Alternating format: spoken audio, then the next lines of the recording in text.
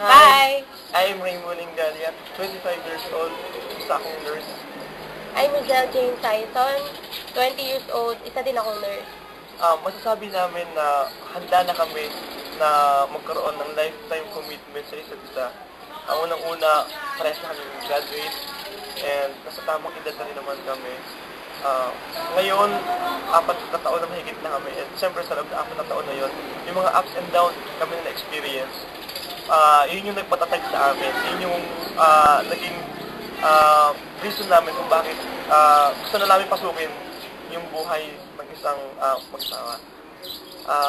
Yung marriage para sa amin, it's a commitment.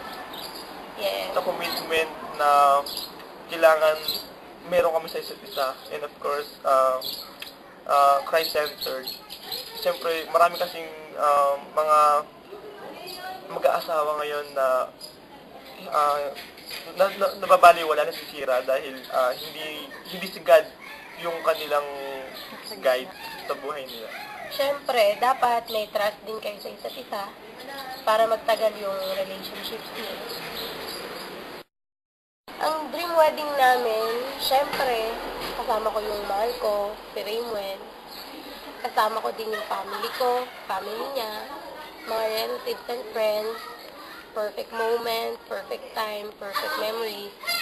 Gusto ko yung kagaya ng mga napapanood ko sa TV na mala fairy tale, na alam mo lang, dream lang na hindi magkakatotoo.